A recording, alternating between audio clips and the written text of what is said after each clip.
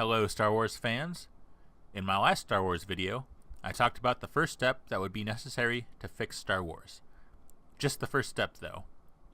Despite the media beating us over the heads with articles saying Disney Star Wars is doing just fine, we the fans can recognize that no, things are not good with Disney Star Wars. So I got to thinking, what major steps would I take in an attempt to return Star Wars to the previous hyped heights before Disney Star Wars? So I came up with a simple 5-step plan that I would take in an attempt to regain the fans, because Star Wars needs its fans and their goodwill. So my first step would be to create a new film studio dedicated to making Star Wars. Lucasfilm is rotten from top to bottom with virtue signaling and bigoted ideology, and even a move as drastic as firing everyone would not be enough to veer away from the direction Disney Star Wars is heading. But with a new studio, it would enable a clean slate to start from for a new, non-Disney Star Wars direction. This is so the director will have a clean slate to work with. Secondly, I would declare Disney Star Wars non-canon. I think most Star Wars fans understand just how badly the sequel trilogy has hurt the fandom. They tried to appeal to fans' nostalgia, and yet have only succeeded in tearing chunks out of the lore, characters, and universe. This step is important because it informs skeptical fans that the new Star Wars is starting with a clean slate and that there is the possibility of a better sequel trilogy.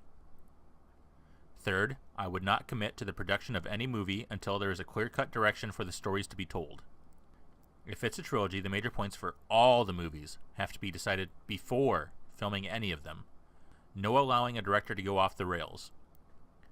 This would prevent an inordinate amount of time spent on reshoots and creative differences. Fans have to know that something similar to Disney Star Wars Episode 8 won't happen under the new leadership. My fourth step would be to publicly inform the public about there being a clear distinction between the new direction of Star Wars from Disney Star Wars. Fans have to know that the new leadership is avoiding the pitfalls like politics and virtue signaling. And lastly, my fifth step is essentially a big gamble. How could I regain the trust of the Star Wars fanbase in the quickest way possible? I think it would be fair to say that the first movie or two of a new Star Wars trilogy won't be trusted.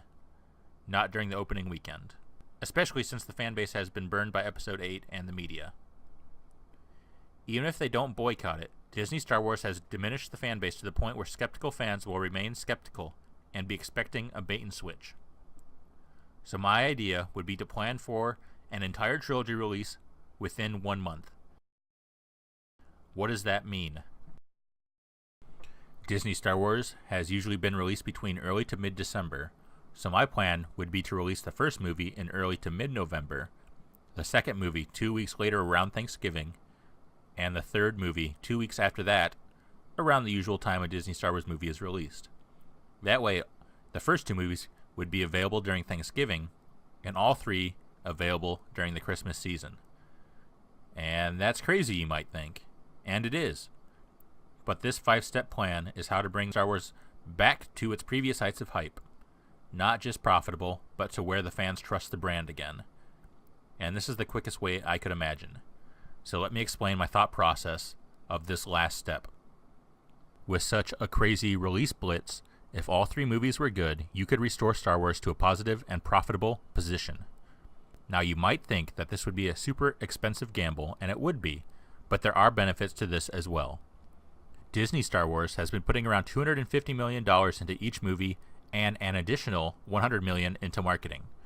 According to those numbers, you might calculate that the budget required for a crazy release blitz for a new trilogy would be around $750 million for the movie budgets and an additional $300 million for marketing.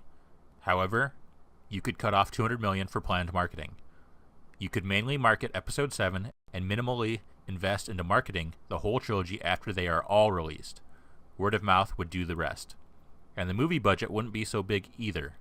If you could do all the location shots in one go, assuming you've planned the whole trilogy out, you could drastically reduce the movie budget, maybe even by $200 million or so, which means a total budget of $650 million to make and market 3 movies instead of the $1.15 billion in the usual standard fashion.